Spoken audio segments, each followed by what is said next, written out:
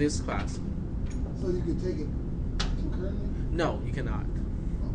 How did that work out? So yeah, so how can somebody in this class also? Well, you have to file a prerequisite challenge form. So whoever is evaluating the prerequisite challenge can either approve or not approve it. And I'm not the one who's going to evaluate it. Oh, okay. The professor who's teaching a class cannot be the one who signed off or not signed off, the prerequisite challenge form. A little bit of conflict. So sometimes it can be like your prior programming experience. Other times can be other things. But it's not uncommon that people who have successfully challenged a prerequisite to take the same class, because even though you can challenge a prerequisite, but in terms of unit count, you won't have the units to get your computer science degree. So those people will still have to take either another 4-unit class or the class that they are challenging in order to fulfill the requirement of the degree. Yep. Just take it in order. Yeah, right. And trust me, this class is relevant to assembly language programming. I mean, people with no exposure to pointers or C programming going into assembly language programming, it's gonna be brutal. Okay, even with exposure, it's still gonna be problematic to some people. So, all right, so we'll get started today and start with the homework assignment. Like what I told the other class, I will postpone the actual absolute due date by about 24 hours until tomorrow. Okay, so that will give some of you one extra day to do it. However, okay, there's a 20% deduction of points because of that. Okay, now the good thing is for people who could not get it done in time to turn it in to anything that works, that means those people can potentially be getting the 80% they would have missed completely to begin with. To people who turn it in and say, well, but I got it done and everything is working, well, then you get 100%. So I don't think anyone stand to lose in this postponing of the absolute deadline. Okay, people who turn it in early can still get all the points if they get it done correctly. People who cannot get it done in time, which we'll talk about it today so that you guys have an idea of how to do it, will still get partial credit. Okay, a good chunk of the credit for this particular homework assignment. So that's the first thing. So we'll start with that one. Okay, we'll start with that particular discussion. So I'm going to start all the way from the beginning here. So the strategy of this homework assignment is the key. Okay, how do you approach this particular problem? You are given 4 variables: w, x, y, and z. Okay, how do you sort these variables so that w is less than or equal to x, x is less than or equal to y, y is less than or equal to z? That is the homework assignment. Okay, the values of w, x, y, and z will be determined by the time control gets to your code in the program. Okay, just like with the find maximum program, I will deal with the command line parsing. Okay, so you say main, and then you give it 4 numbers, and my code will deal with that part. Okay, it will give you the 4 numbers, and my code will do all the error checking. Okay, if one of those things is not a number, or too many numbers are specified, or not enough numbers are specified, my code will deal with it. So by the time it gets to you, you are guaranteed that w, x, y, and z all have numbers. Okay, so your job is to figure out the logic, so to rearrange things so that w, x, y, and z will become sorted. So this is a hint to those of you who, well, don't quite know how to get started with this one. Okay, so step 1 is to determine out of w, x, y, and z, which one is the maximum. Okay, so determine the maximum of w, x, y, and z. Okay, so in this case, I'm not determining the value of who has the maximum. I'm just trying to determine which variable has the maximum. Okay, now we talked about this already. Okay, remember I talked about the solution of find max. So the logic to do this part is already disclosed, and you can copy and paste from my code if you want to. Once you locate the variable that actually has the maximum, swap the variable with z. Unless z already has the maximum, then there's nothing to do. But if any one of the other 3 out of the 4 variables has the maximum, then you exchange the value with z so that z ends up with the maximum, and then the other 3 will be the unprocessed ones. So what do you do next? Copy and paste, right? Determine the maximum out of W, X, and Y. Figure out which one has the maximum and swap that one with Y. Okay, after these 4 steps, you would have Z determined and Y determined. What is left is W and X. And you approach, yep, go ahead. Can't you just directly compare W and X, and whichever one is greater, just swap? Yep, but I'm lazy since this phrase is already here. I'm gonna say the same thing. And determine the maximum out of W and X, and figure out which one has the maximum, and swap that one with X unless it is already X. Then you're done. Because out of the 4 variables, if 3 are in the right places already, the 4th one has to be in the right place. This is called the pigeonhole principle. Does anyone know why it is called the pigeonhole principle? Isn't it for like the pigeonhole, like the cubby boxes for Right. So the idea is you have, like, let's say 100 pigeons, right? So 99 pigeons, came home already and got to the right, get to the right home, the home, and the 100th, the last one, was drunk, came home and couldn't figure out which one. So, but whichever one is vacant has got to be the right home because everything else is already occupied and correct. So the last one has to be correct. That's why it's called the pigeonhole or the drunk pigeonhole principle, right? So that's why you only have to perform your 3 swap operations to get to the right result. Okay, so this is one way of doing it. I'm not saying this is the only way of doing it. Usually with algorithms, there are typically multiple ways to get something done, and I'm not looking for the quickest or the best way to get something done. I'm just looking for one way to get it done correctly. Yep. Did you extend the deadline? Wasn't this due today? It is still due today. The homework assignment will still say today is the due date, but I will look at the actual submission time. If it's up to 1 day late, you will still get 80% of the points. And was it due at 9 a.m. or is it due before this class? It's due at 9 a.m. But since I disclosed this at this time, so I will also account for that too. Yep. Okay. Any other questions about the homework assignment? Is that helping? For those of you who didn't quite know how to get started. Yep. I don't know if I recall you saying we weren't allowed to create another variable. You can. If you need to use another variable, you can go ahead, but none is actually needed. You can use what we talked about already in the practice test, the swap mechanism to do all the swapping. I thought that was part of the homework, though, is that you said we can't create another It is? Yeah. Well, You changed your mind. I guess I changed my mind. But either way, it's okay, because you can just use that mechanism to exchange a variable with itself. But the more important one for me is you also said we couldn't use an array. Now, does that stipulate not creating one and using one if it's present? Did I say you cannot use an array? Or did I say it was not a good idea because it involves the use of concepts that we have not talked about? I think you said you can use it, but if it's wrong, the whole thing is wrong, right? Right. I'm just going to grade the homework assignment based on the outcome, so... Oh, so you don't do that's what you're do you actually look at the code? Do you actually look at the code? I will look at the code, but if you get it wrong using an array and you don't get any points, No. then there's no I cannot do much about it. Yep. What if you get the code right, but for whatever reason, I don't know, maybe you didn't compile it correctly, or code blocks wasn't being friendly or something? Are you still? It couldn't find the path, but nothing. It didn't give me any other. I was so frustrated. But the code was right. Code blocks won't work. I ran it, and then it said 1 error, file path not found, and I'm like, okay, but there's no other errors in the code, so I was just like, well, the code's right, so I'll just submit it. But it wouldn't run. You couldn't test it, is what it sounds like. Yeah, It would not compile.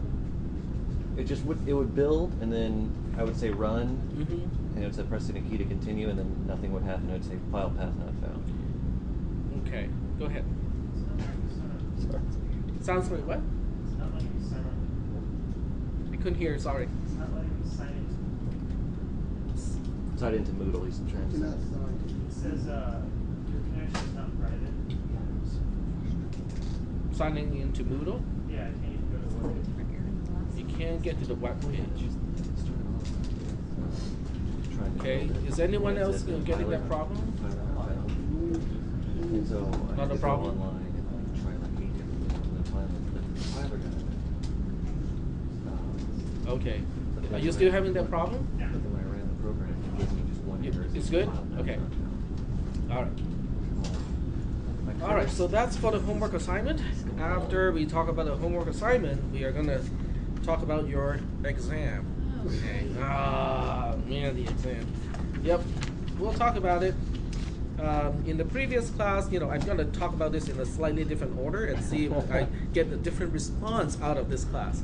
So in the previous class, I talked about the whole thing first. I rubbed the salt and then I explained why I rubbed salt. So this time I explain why I rubbed salt first and then see if the response is different. Well, the whole idea of going over the exam questions is to make sure that you understand, what the questions we're asking and what is the correct answer. Okay, the grading part comes a lot later because it will take a long time to grade it.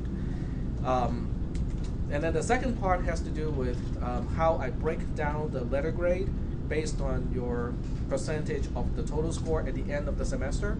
Who gets an A, B, C, D, F, that sort of thing. So does anyone remember, how many percent do you need to get a C out of this class? It's like 30 69 or something? It's like for C. It's at 30. It's 30 It's something. 3/8. What is 3/8 in percentage? It's like 38. It's really low. 37.5%.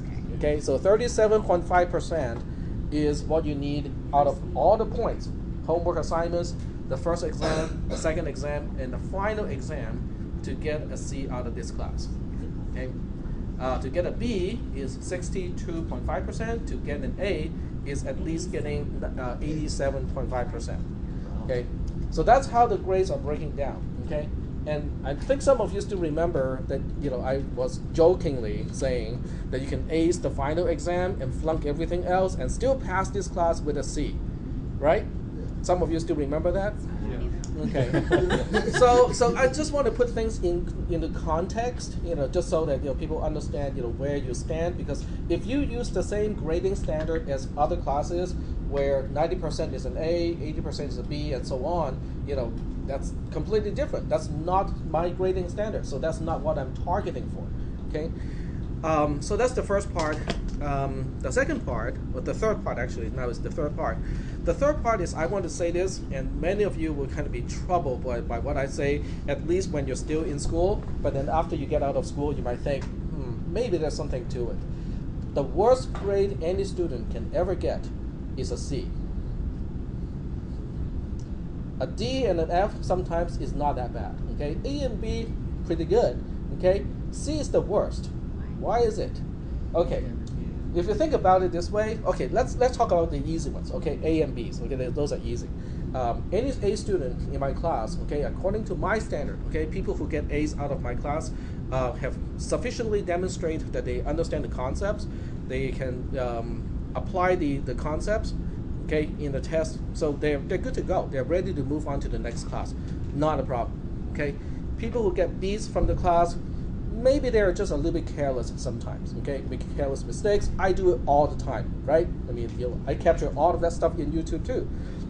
Okay, so just because I'm careless, okay, sometimes I don't get everything done perfectly and I miss some points. But for the most part, I still have to understand the concept sufficiently in order to get a B out of this class. Okay, I can make a few stupid mistakes here and there, like forget to turn in 1 or 2 homework assignments or something like that.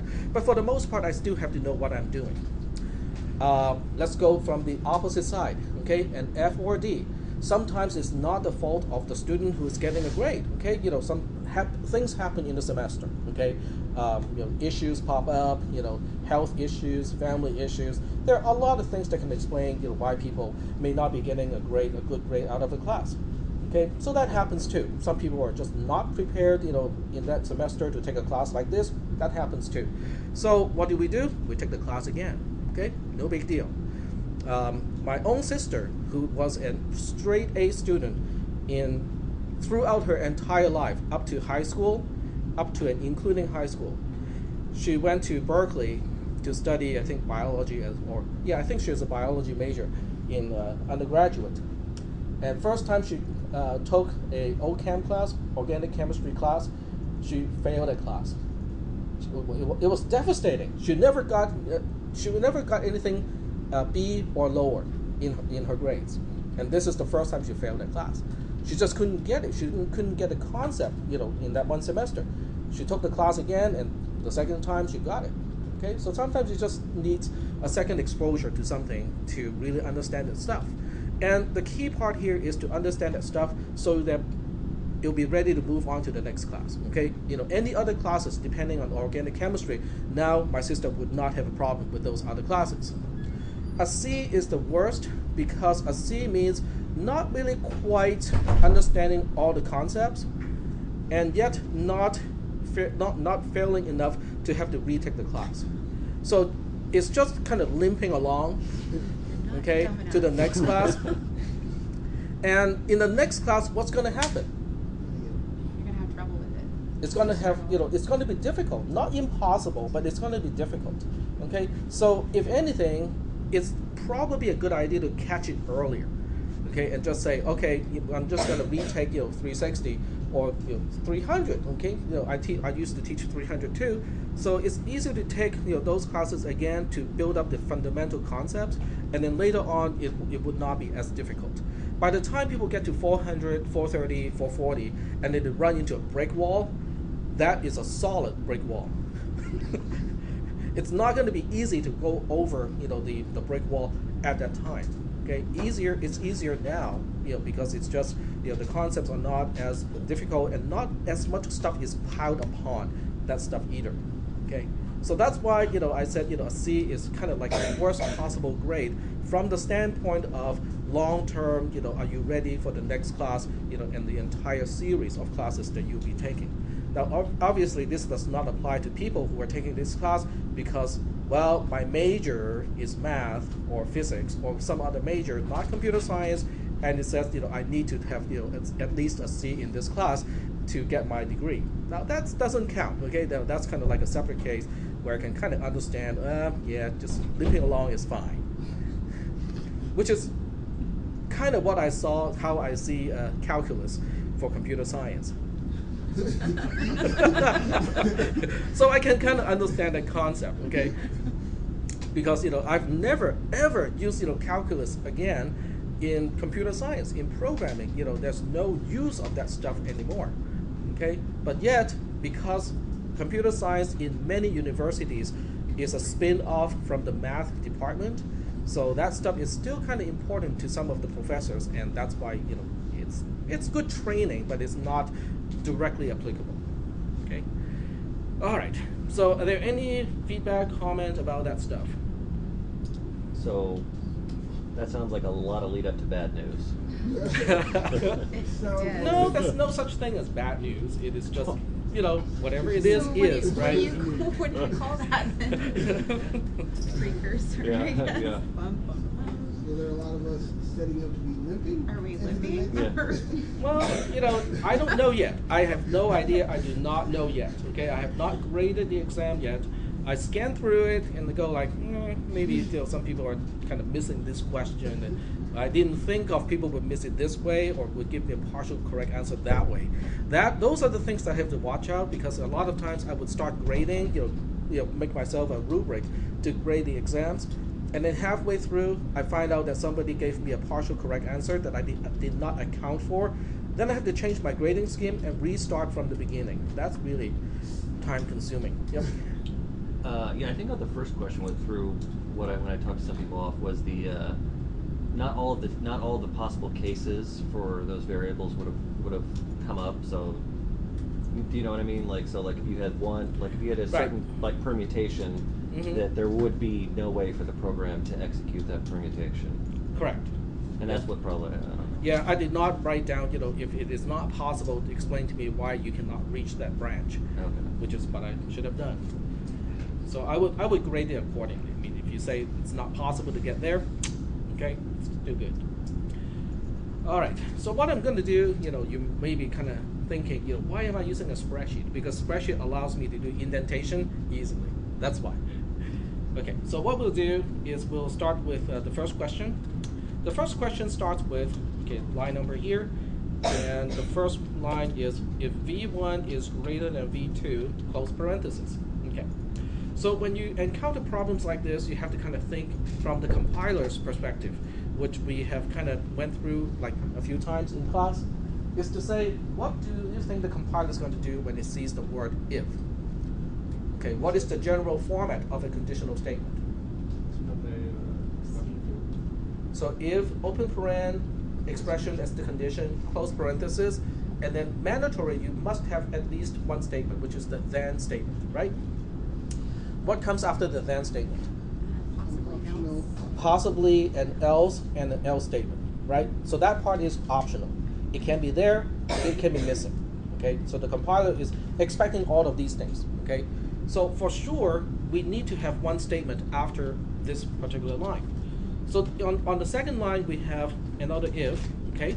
So that makes this the then branch of the line of line 1, okay? This is the beginning of the then branch of line 1, which is if v1 is less than v3, then the following, okay?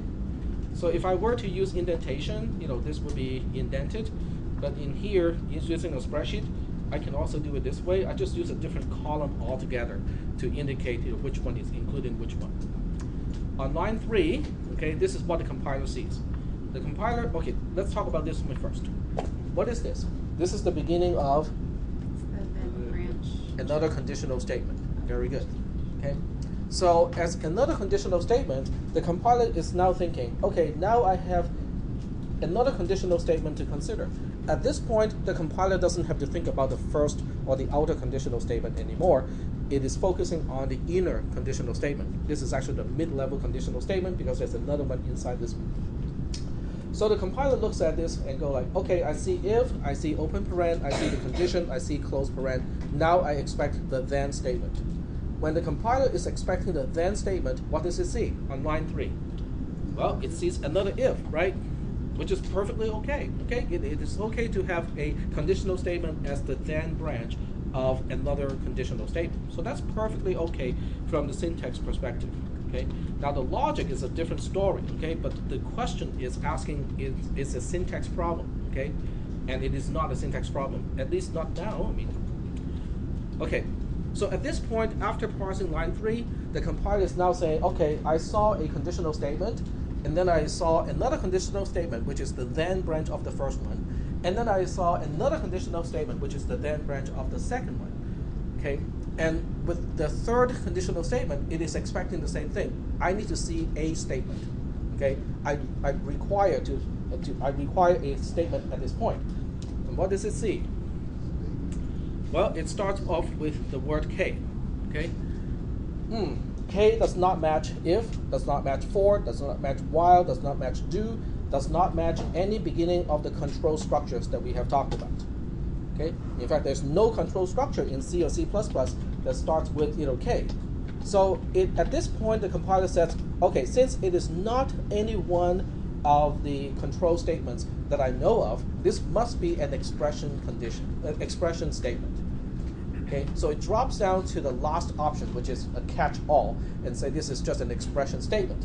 So then it continues to parse the expression, which is k equals to 1, and at this point it is still just an expression, which does not meet the requirement of being a statement.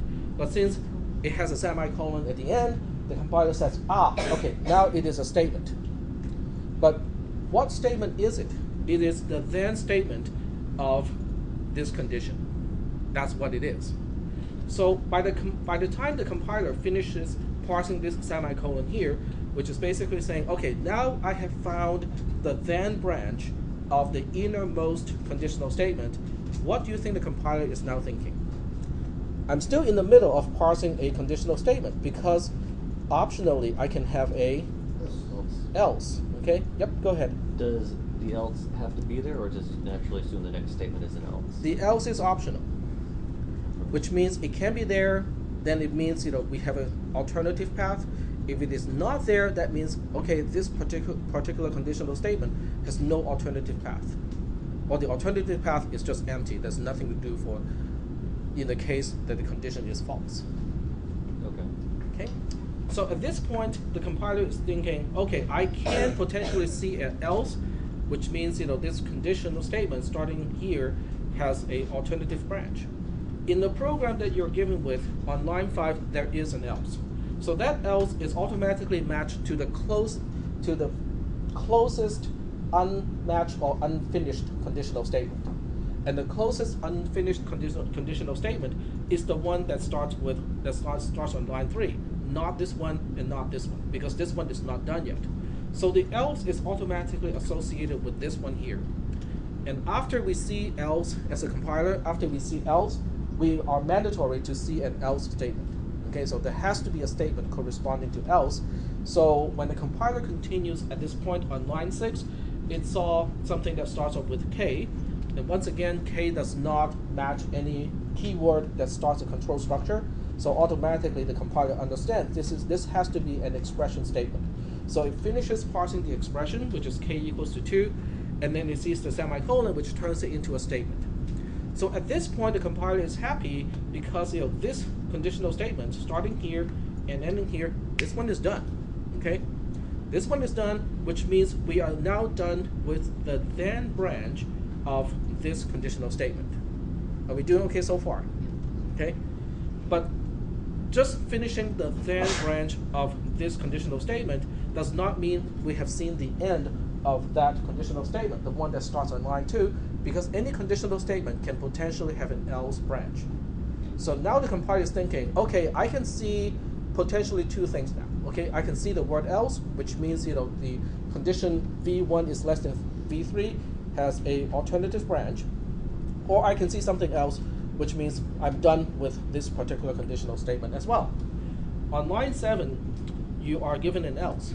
So at that point, that else has to match this conditional statement, because this one is already done. This entire thing is done already.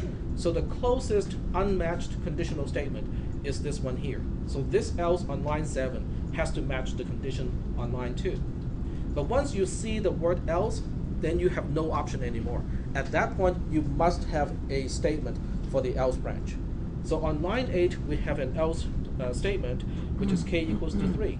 So once again, the compiler sees the word K and say, okay, it doesn't match the beginning of any known control structure. It must be a expression statement.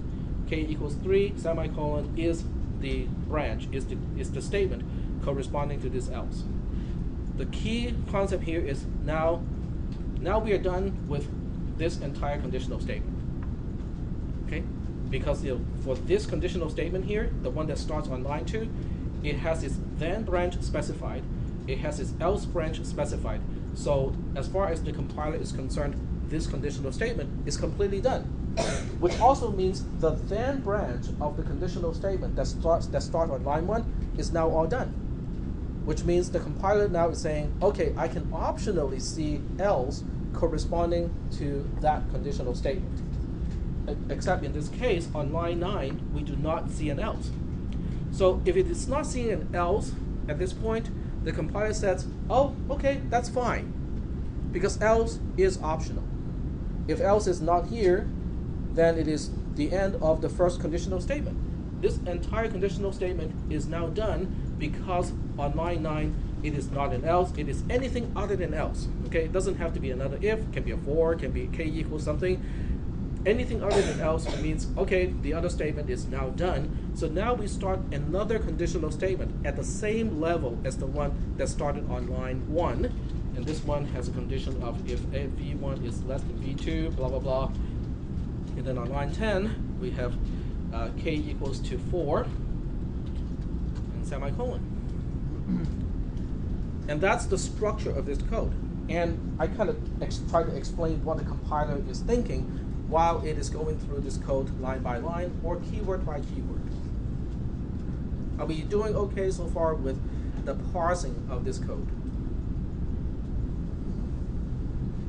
Is that okay? All right. And C really is not the best programming language for a beginning programming language class. I mean, it really is not. I mean, it's just not a good language because the syntax is like this. I mean, it allows people to write code in this way, and you have to basically read it like a compiler to understand how it is structured. But I have to teach the class this way so that when you encounter code like this, you know how to interpret that code. Okay, that is important. Do I encourage you guys to write code like this, in the question with no indentation and no curly braces? Absolutely not. If you want to invite trouble, that is a good way to do it. Okay, if you want to write code that is easy to see, easy to read, and easy to maintain, use curly braces whenever it is possible. Does that mean that the people who wrote the program before you took control of a project would write code the right way? No, not even close. Okay, so that's why it is still important for you to understand how to read conditional statement, even though it is just kind of, why would we pick, C++ as a beginning programming language? Well, they changed from Pascal to C++, I would say about 7-8 years ago, because in industry, nobody cares about Pascal. Why? Okay? Because it's just not used. Pascal was a programming language designed for instruction, and that was its only purpose of existence. So industry doesn't use it. It doesn't have all the fancy feature of C++. So it's not used in industry. But because it's not used in industry, what happens?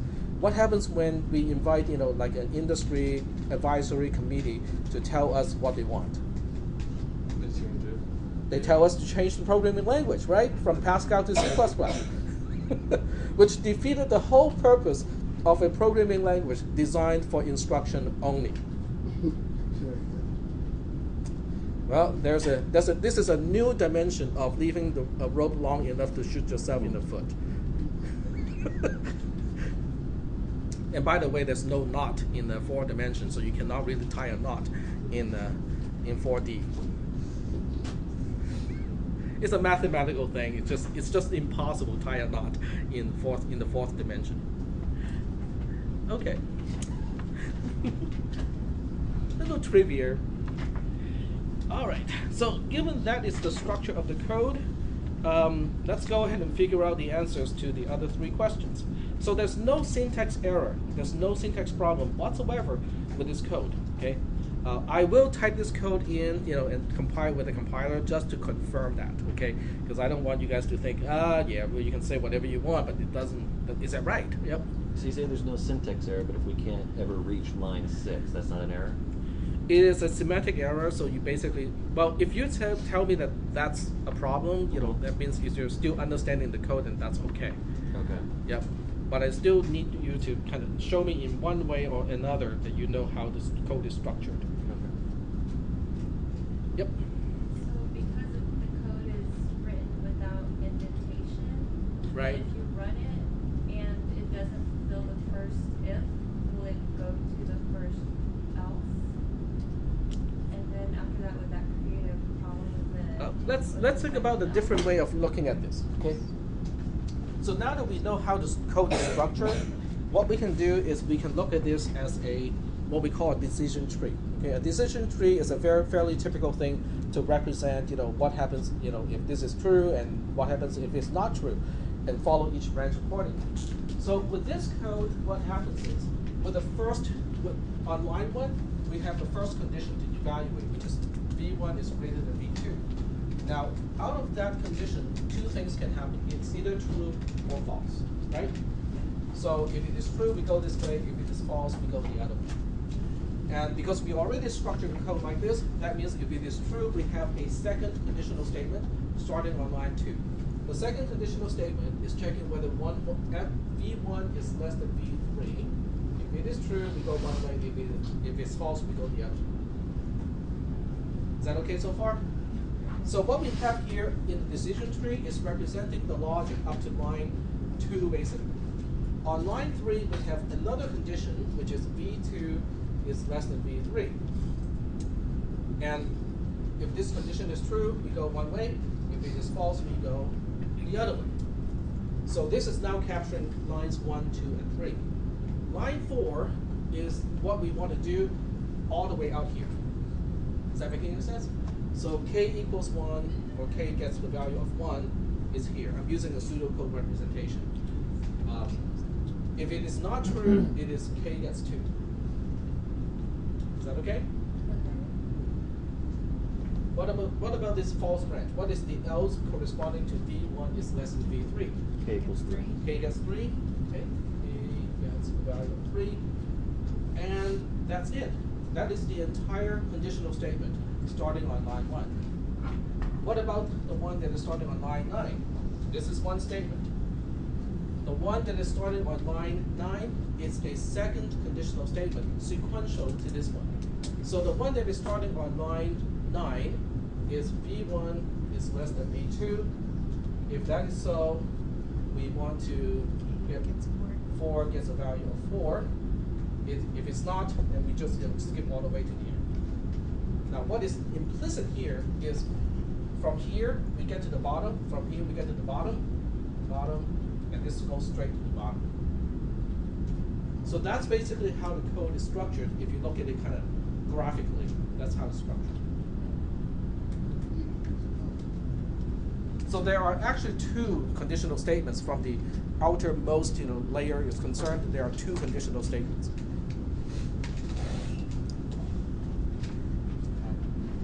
All right, so getting to the subpart of the second part of the questions.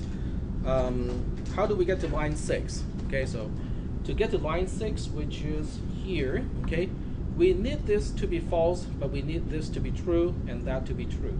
So we are looking for a condition where v1 is greater than v2 is true. Okay, let me just write here. v1 is greater than v2 is true. We are looking for a condition where v1 is less than v3 is also true. And we are looking for the case where v2 is less than v3 is not true.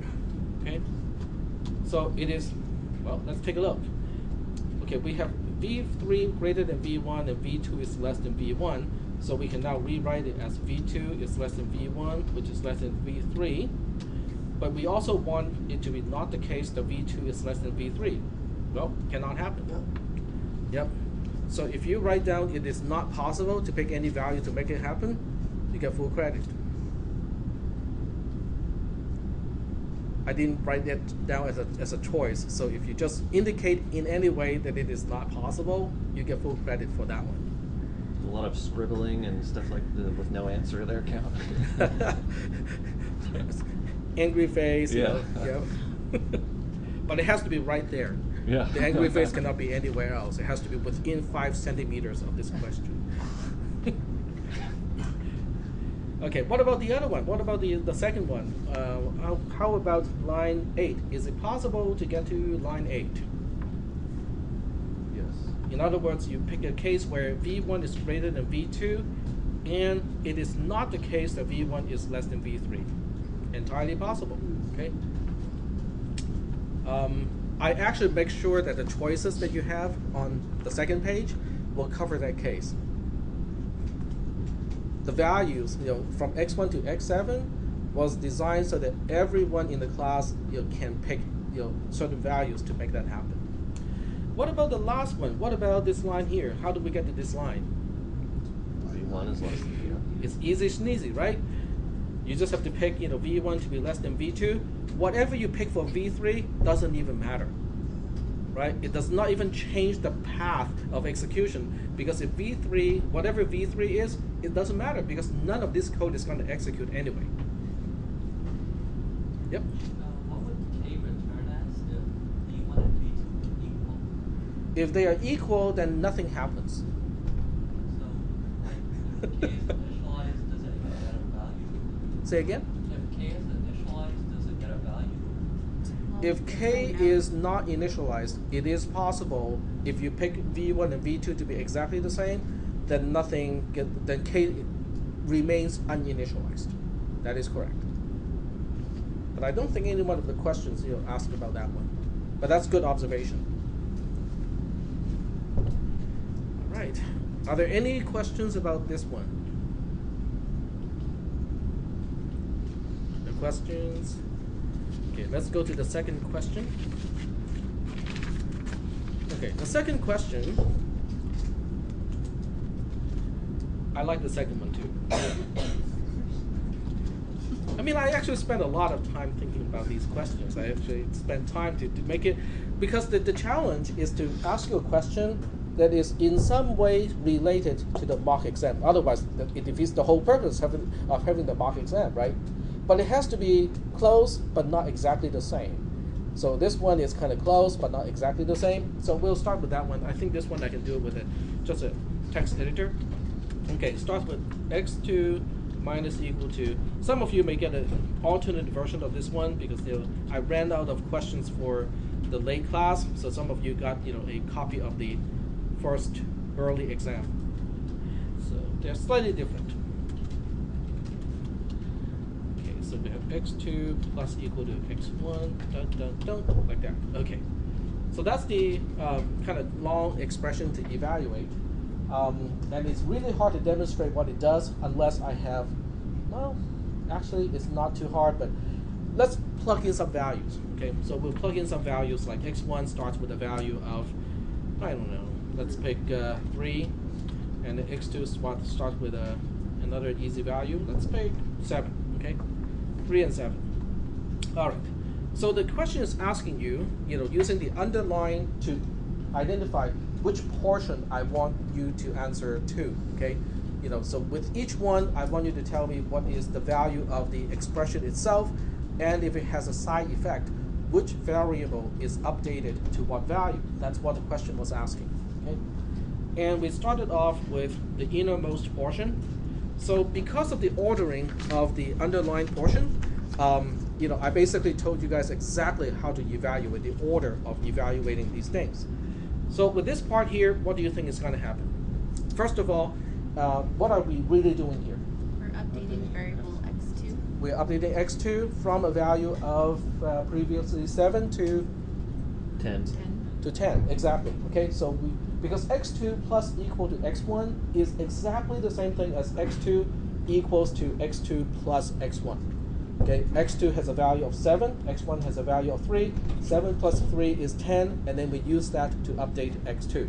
So when you answer this question, you basically have to indicate the value of the expression is 10, but you also have to let me know that x2 is updated to a value of 10 as a result of that. Okay?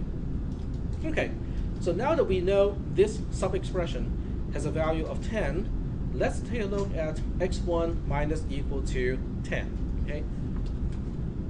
What do you think is the value of this expression here? Not including the negation, but just up to this part. Okay, x1 currently has a value of 3, and then the expression that we are subtracting from x1 is 10. 3 minus 10 is negative 7, okay? So the value of the expression itself is negative 7, but because it is a compound assignment, it also means the variable x1 is also updated to a value of negative 7. But we're still doing okay so far with the second level of the expressions. Let's move on to the third one. The third level of the expression is this part here. Okay? So because we already know this is negative 7, what do you think is this part here? I did not have a separate row for this part, but what is the positive? Positive 7. Very good. So if this entire part is positive 7, what is this part? x1 equals to 7, right? Right? So if it is x1 equals to 7, what is the value of the expression? 7. Just 7 itself. And do we update anything here? Yep, we update x1, and x1 becomes a 7. Okay, now this is the kind of tricky part because we have already updated x2. So by the time we get to the outermost portion, which is this part here, you have to remember to use the updated value of x2. x2 is no longer 7. x2 is now 10. So what is 10 minus equal to 7? 3. Okay, so the value is 3, and x2 is also updated to a value of 3. And someone will look at this and go like, oh, we have exchanged the values of x1 and x2 again. That it is. Yep, Mine it ended is. up the same because Just with different both started numbers. with 3. Yeah. Sorry? We have I said three mine ended up five. the same, but I didn't realize that's what was happening. But they were both 3. Yep, So, it still works. Yeah. Yep. I mean, yeah, so It still works though. I mean, Yeah, you no, know, I mean, yeah, but it switched 3 to 3. It feels like it's not doing Yeah. anything right. It's a lot of work to see the thing. Yeah. all right. So is that cool? Yeah. Okay. So wait, so could you do the, hypothetically, could you throw that code in there in short form? Yes. Well, not using x1 and x2. Yeah, but like whatever W and Z. Yeah, you can. So, Yep, absolutely. All right, so with this one out of the way, we are moving on to question 3. Are there any questions about this one? Okay, looks like everybody got this one. Row sheet. Yes. See, with almost all of my classes, there's at least one person to remind me to take row, except for my assembly language programming class. I think I have taken row maybe twice with that class. Alright, that's the one. Well, with that class, not attending classes is kind of its own bad thing to happen, because that's one class where if you miss a class, you can watch YouTube all day long and it's not going to be as helpful, not even close to as helpful. With a history class, I suppose you can watch a YouTube and get most of the material. In a certain year, by a certain time, at a certain place, somebody did this. I think we just signed 1013 in that too. Yeah, because roll wasn't taken last time, right? Right, because it was an exam. Yeah. On we the just signed- 13th, We we have all- an We all exam. signed on the wrong day. That's okay. Yeah. It's all right. I'm looking for like a whole row of I think you'll missing know though something. when you don't have a test from us that we didn't show up for the Yep, test, right? exactly. I will notice. All right, question number 3. Question number 3 is, okay, let me show you the code first and then we'll go ahead and trace it.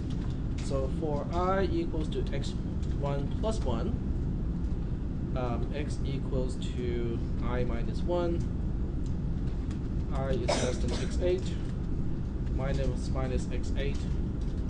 On line 2 is just an open curly brace. Line 3 is x plus equal to plus I. Line 4 is a closed curly brace. Okay. So the question is asking you to keep track of any changes to variables xi or x8. So if anything happens to any one of those 3 variables, use one row to indicate on which line, which variable gets updated to what value. Okay? And the ordering, has to indicate, in the case where it is important, the ordering of those 2 rows, of those rows must indicate the order of operations. Okay. So we'll go ahead and have the 3 columns, in the text editor. So we have, which variable is updated, on which line, and to what value. Okay, so that's kind of like a simplified version of the 3 columns. Okay. Now you have to start from the beginning. Okay, so if you start from the beginning, that means you are going to line 1 for the first time.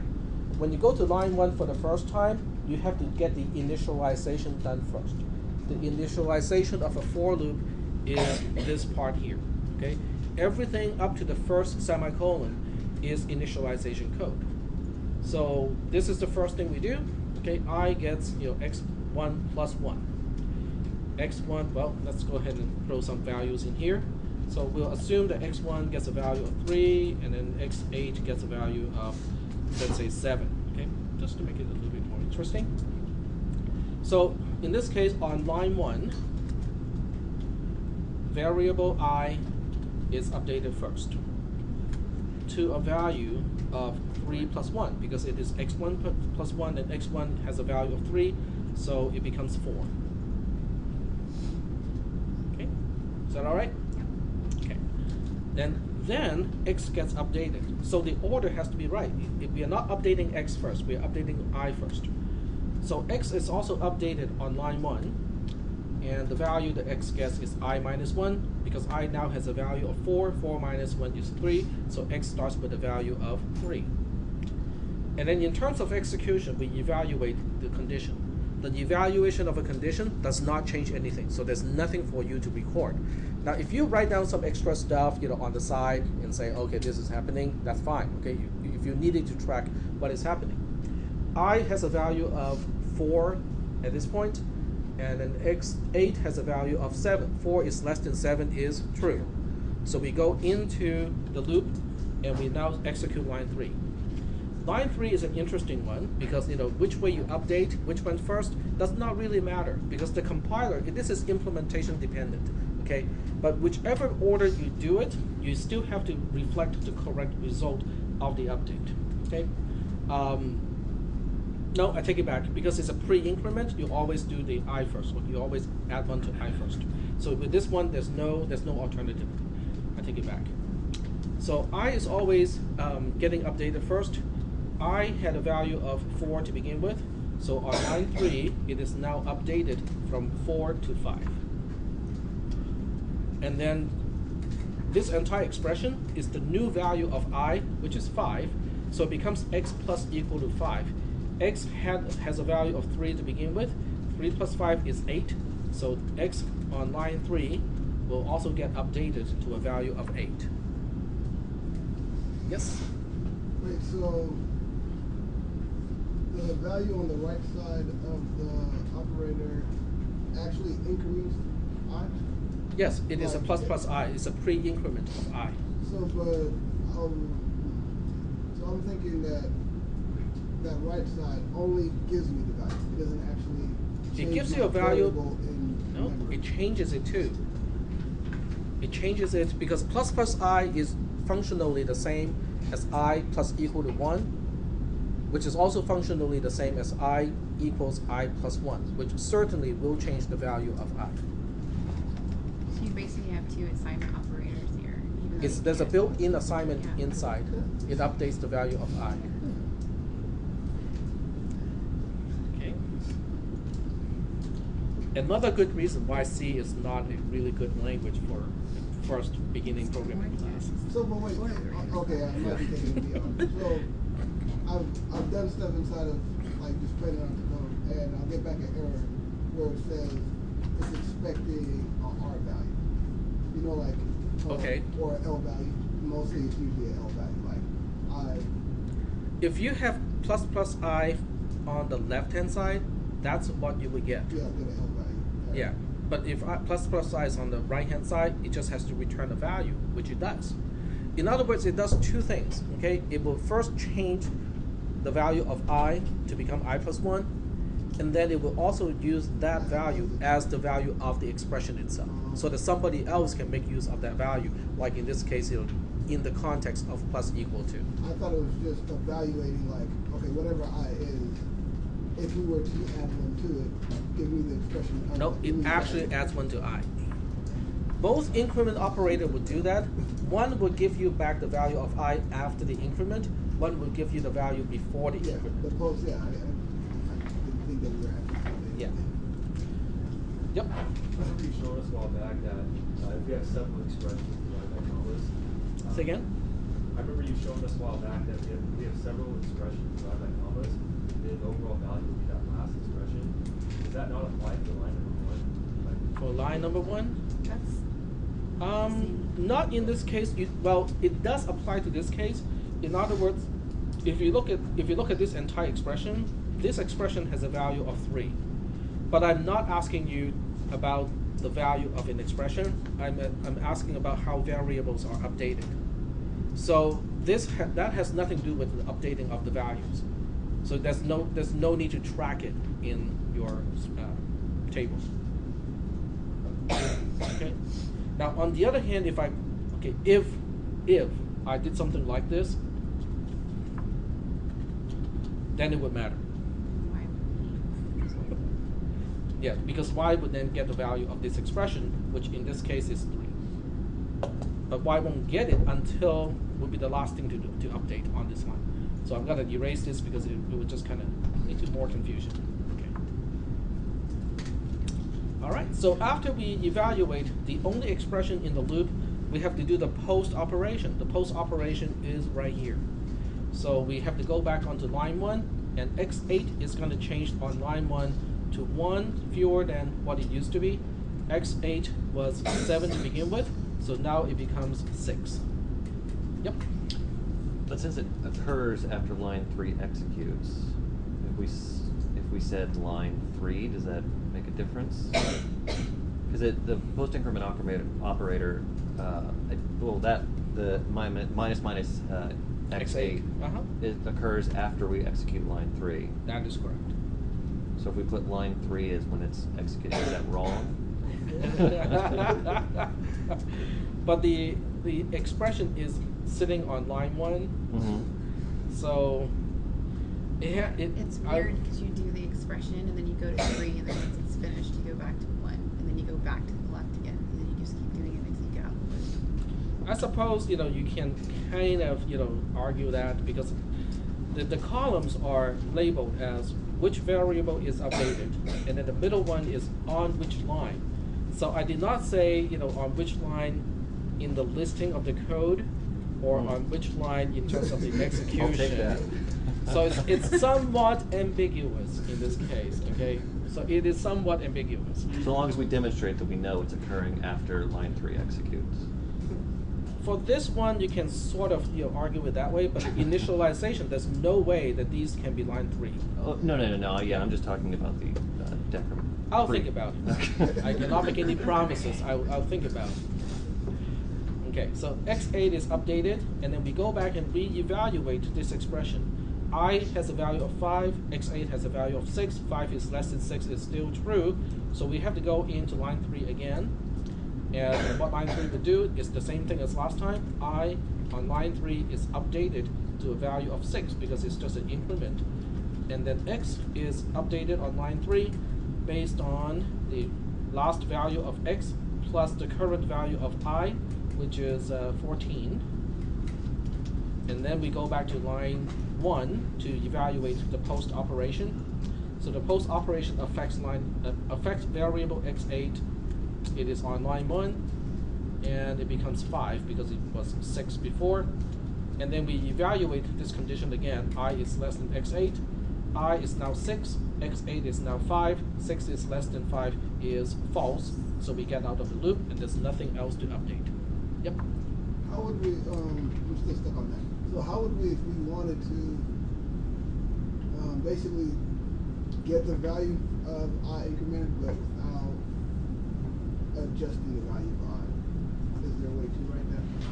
Like if I wanted to just figure out what I plus 1 would be. Then it's just I plus 1.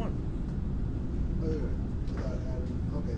So that's Okay. actually good. So this is something for you guys to think about, okay, let's say I started with a value of, let's say, 15, okay? And x is, okay, think about these 3 options, okay? Option 1 is x gets I plus 1.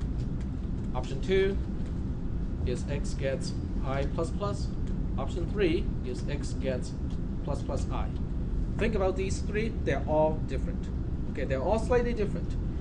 2 of these cases will give x exactly the same value, but the side effect to I will be different. So if you combine the effect of both x and I, these 3 cases are all different. So think about this, and you can use the compiler to test it out, I mean, to figure out which one is which one, but they're all different.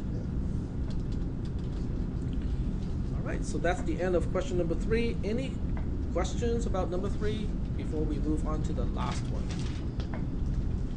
Yeah, I failed the last question. Okay, the last one about the number 4. Okay, about number 4. Number 4, I place a lot of restrictions of what you can do. Okay, it is both a good thing and a bad thing. Okay, depending on how you look at it, and also depends on how you think. Okay. Okay, but first of all, let me explain what you're supposed to do. A few people came up to me and asked me, okay, is this what the code is supposed to do? If this value is n, is this the p that the algorithm should end up with? And that's perfectly legitimate. Okay, I have no problem with that. Using an example to say, okay, is this the right way of interpreting the question? Because that part is the interpretation of the question. I'm not providing an answer by saying yes. Okay, p is supposed to have this value after the algorithm. Okay, so let's just read the question itself here. So the question starts with using only control structures like conditional statements and loops, assignment, addition, and comparison.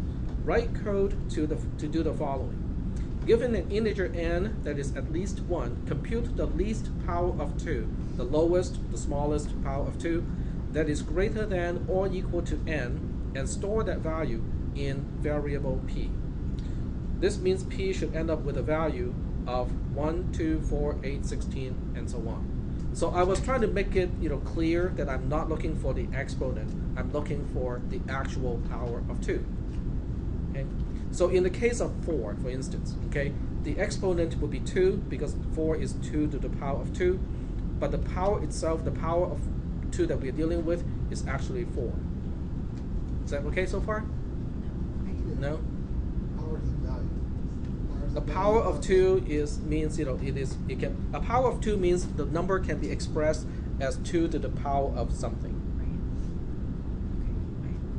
Right. Okay. I'm having a hard time understanding your word problems and what you're asking for on them. So I had that and like the test questions or the sample questions.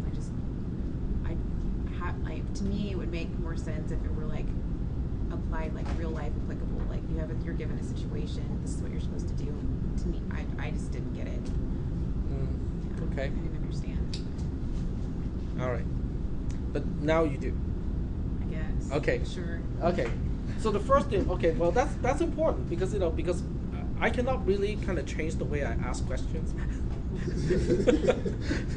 I really try my best, over the past 14 years. In the very first year that I pick up this job, one student commented and say, if there's a most confusing way for a question to be asked, I will figure it out. That's a good skill. Without even trying.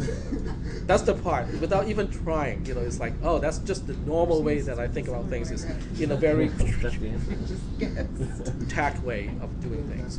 Okay. So I'll get some points then, but So I apologize if the question is kind of ambiguous or not phrased, in a way that is easy to understand. But I really thought about how to ask these questions, and this is really the best I could come up with, without, yeah. I'll give it To approach this problem, okay, we have to kind of look at several things. First is to kind of try out by hand first, okay. So we'll pick a particular number, okay. That seems to be a pretty good number. I just kind of randomly knock some keys on the keyboard, okay. So we'll pick this number to be n, and then we say, okay, do we know how to answer this question using a very procedural way, okay? And is anyone here really good at math? I mean, you don't have to be shy. I mean, it's okay to claim that you're good at math. No? Okay, so we have one. So for anyone who's really good at math, you can solve this problem using a closed form equation, okay? So you can say P equals to the power of 2 to the log to the ceiling of the log of you can use the natural log or log of 10 or log of 2. It doesn't really matter which one. The log of n divided by the log of 2, close, close, close, close. That is the closed form to this particular question. Unfortunately, division, log, ceiling, and power are not allowed. Okay, so that's not going to answer the question, but it is helpful by figuring out what is the actual answer. Okay, so knowing that this cannot work, okay, now we have to use a much more procedural way to do it. Okay, how many people kind of came up with this idea or close to it? How many people thought of log? Okay, all right. So that's good. That's actually good, because if anyone came close to this answer, then I can kind of think like, well, for those people, maybe it is difficult to use a procedural way to figure out the answer because they have a closed form equation already. Okay, so without a closed form equation, then you have to do it kind of procedurally. What is the lowest power of 2 to handle the range of numbers that I can possibly give you? Okay, first of all, can I give you fractional numbers, like a quarter? No, because according to the question, n has to be at least 1, and it has to be an integer, right? Is 1 a power of 2? It is 2 to the power of 0. So it is a power of 2 already, okay? So we consider 1 first, okay? And you look at this and go like, wow, that's great. Is 1 greater than or equal to n? No. Okay, great. So what do we do? How do you get to the next power of 2 knowing that you already have a power of 2? Double it? Double it, exactly. If you double a power of 2, it becomes the next power of 2. Okay, but doubling is not an operator. Multiplication by 2 is not allowed, so how do you use addition to accomplish the same thing? Adding to itself. Adding to itself, exactly. Okay, so 1 plus 1 is 2. 2 is greater than n is no. Okay, 2 plus 2 is 4. The answer is once again no. And at this point, I think I'm going to be a little bit lazy. Well, maybe not. Okay, 16. And you can see how where this is going, right? 64, 128. But without knowing or memorizing all the powers of 2, this is what you would probably have to do, right? Some people have memorized. Okay, I know the first 64 powers of 2. No, I don't. I really don't. Okay, I know the first probably is 7 or 8. That's about it. And then after that, I use a calculator. That's why we have calculators, right? But so that's why I pick a number where the answer is not obvious. Okay, because if it is obvious, it won't force me to do it like this. And it is doing it like this that will show the logic of what do I need to do. And is it a loop? Is it a conditional statement? If it is a loop, what kind of condition is involved? What do I have to do per iteration and stuff like that. Okay, so we have 1024. Oh, I missed it. 512. Apparently, I can remember the powers of 2 up to 4096. 4096. Oops. Should have used a spreadsheet to do this. 8192. 16384.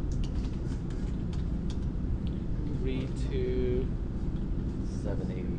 768. 768. 65536. I know that one. And then the next one I cannot remember, which is okay because I can use the non-so-close form to do it. Okay, but that really is the key. In fact, I would do it in a much better way. Right? Okay, so that value is greater than or equal to n. I mean, I don't really need to go through the computation to really know this one, right? I mean, okay, so, but what is the reason of doing all this stuff here?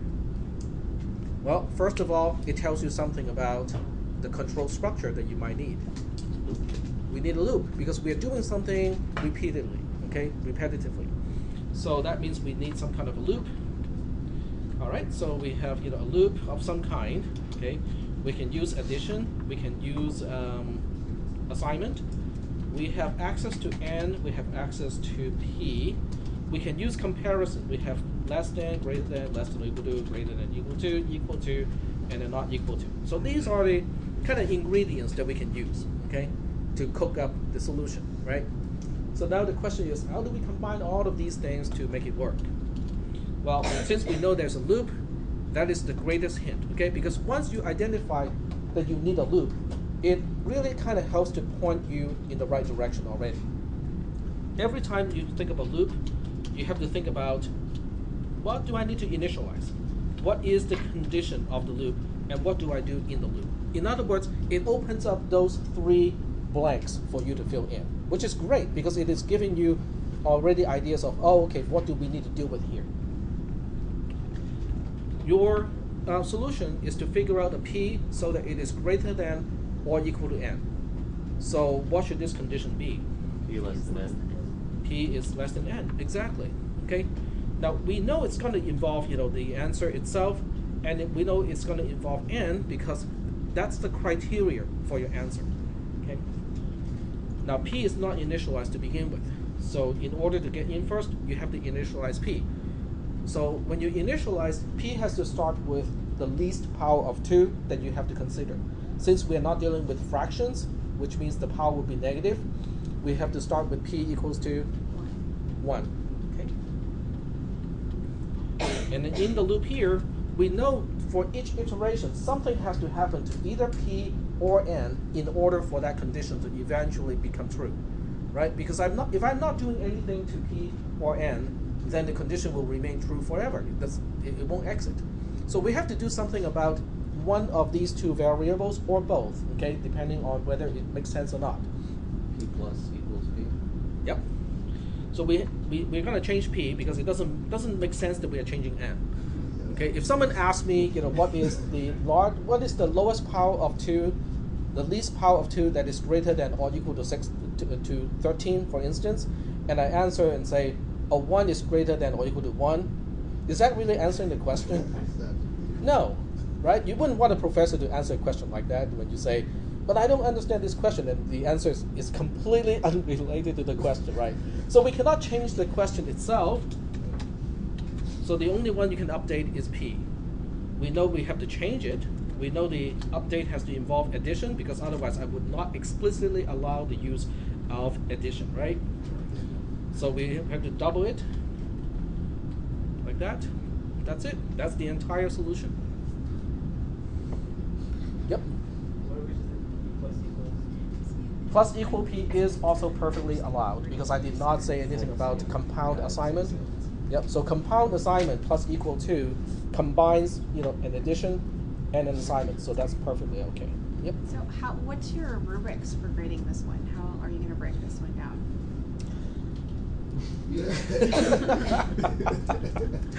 That is a very good question. Well, there's some of it that I got right. Okay.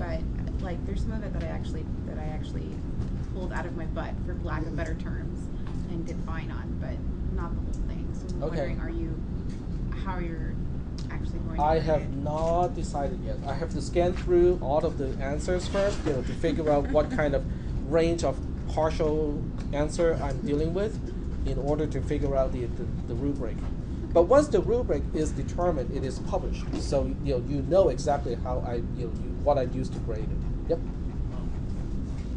You didn't restrict the use of another variable, so just make them. You can use another variable. Okay, a few people came up to me and asked, can I use an additional variable? And the answer was yes. Yep. Could you use just a single for statement? Yes, you can use a single for statement.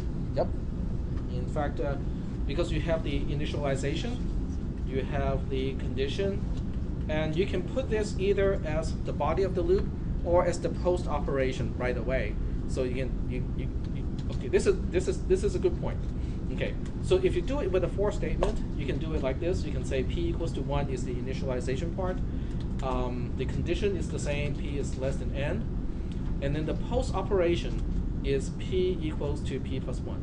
In other words, you can put p plus equal to p, if you want to do it that way, over here, and specify nothing for the body of the loop. That is actually a possible solution. It's possible to write it that way. Yep. So what would go in the post increment portion if you did put that in the body if you move that to the body of the loop, the additional increment, the p plus p. So if you took it out of the Okay. post decrement port. So this would be the same as this one here. So if you take this out, then there's no post operation to consider, and then the entire body of the loop is just p plus or equal to p. Okay, so there's nothing has to be in the if we don't want it to in the post. Correct. Now, strictly speaking, I did say that you can only use control structures, but I did not say block statements, so I technically have to take these out.